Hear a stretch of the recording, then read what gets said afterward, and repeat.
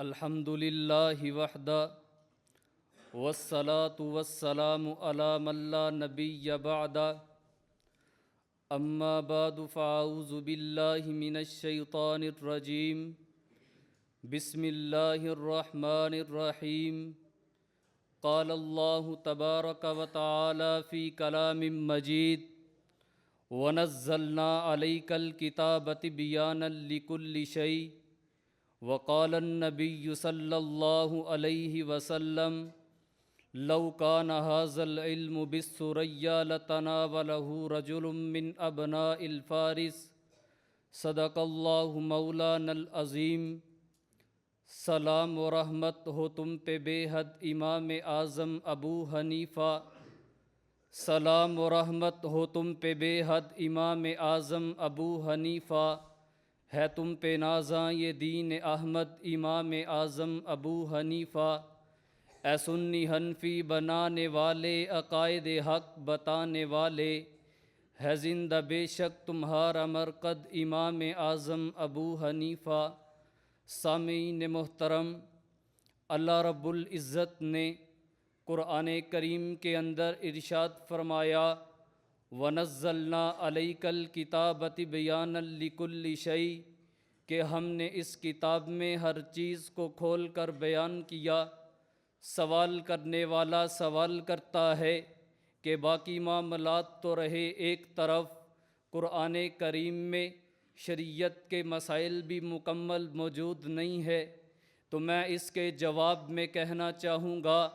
کہ اللہ رب العزت نے قرآن کریم کی آیات مبارکہ کے اندر شریعت کے تمام مسائل کو رکھ دیا ہے، لیکن ہر بندے کے بس میں نہیں کہ وہ ان مسائل کو اخذ کر سکے۔ ان مسائل کے حل کے لیے اللہ رب العزت نے اس امت محمدیہ کو 4 ائمہ مجتہدین دیے، جو اپنے اجتہاد کی آنکھ سے قرآن کریم کی آیات مبارکہ اور احادیث پیغمبر صلی اللہ علیہ وسلم سے شریعت کے مسائل کو حل کرتے ہیں۔ ان 4 ائمہ مجتہدین کے سروں کا تاج امام اعظم ابو حنیفہ رحمۃ اللہ علیہ ہیں۔ میں آج کی اس گفتگو میں امام اعظم ابو حنیفہ رحمۃ اللہ علیہ کی عظمت پر چند گزارشات پیش کر کے اجازت چاہوں گا۔ امام اعظم ابو حنیفہ رحمۃ اللہ علیہ نام ہے اس عظیم شخصیت کا کہ جن کے آنے کی خبر رب نے قرآن میں دی۔ وآخرین منہم لما یلحقوا بہم، اصحاب پیغمبر نے پوچھا یا رسول اللہ آخرین سے مراد کیا ہے؟ نبی کریم صلی اللہ علیہ وسلم نے حضرت سلیمان فارسی رضی اللہ تعالی عنہ کے کندھے پر ہاتھ رکھا اور مبارک ارشاد فرمایا لو کان ھذا العلم بالثریا لتناولہ رجل من ابناء الفارس، کہ اگر علم ثریا ستارے کی بلندی تک پہنچ جائے تو اہل فارس میں ایک نوجوان اٹھے گا جو اس علم کو ثریا ستارے کی بلندی سے بھی حاصل کر لے گا۔ علامہ جلال الدین سیوطی رحمۃ اللہ علیہ جو شافعی المسلک ہیں، علامہ ابن حجر مکی رحمۃ اللہ علیہ جو شافعی المسلک ہیں، شاہ ولی اللہ محدث دہلوی رحمۃ اللہ علیہ جو حنفی المسلک ہیں، وہ اس حدیث مبارکہ کی تشریح میں فرماتے ہیں کہ اس حدیث کے اندر حضور نبی کریم صلی اللہ علیہ وسلم نے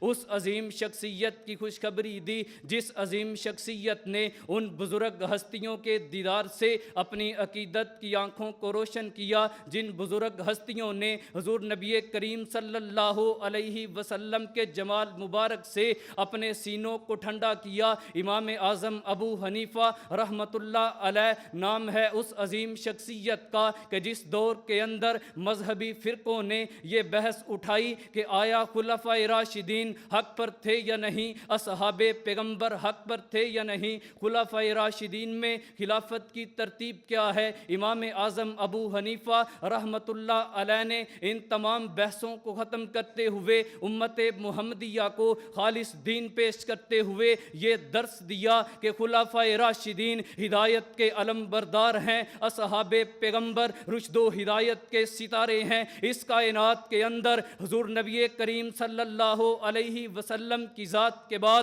سب سے بلند ترین ہستی سید سیدنا ابو بکر صدیق ہیں، ان کے بعد عمر فاروق ہیں، ان کے بعد عثمان بن عفان ہیں، ان کے بعد علی المرتضیٰ ہیں، امام اعظم ابو حنیفہ رحمۃ اللہ علیہ نے دین اسلام کو پوری دنیا کے اندر پیش کیا۔ اسی کاز کو لے کر میرے پیر و مرشد متکلم اسلام نے پوری دنیا کے اندر دین حق کو پیش کیا، اپنے مذہب حنفیت کا دفاع کیا، اپنی نسبت دیوبندیت کا دفاع کیا۔ میں اپنے پیر و مرشد کی نظر ایک شعر کہہ کے اجازت چاہوں گا: ارادے جن کے پختہ ہوں، نظر جن کی خدا پر ہو، تلا تم خیز موجوں سے وہ گھبرایا نہیں کرتے۔ وآخر دعوانا ان الحمدللہ۔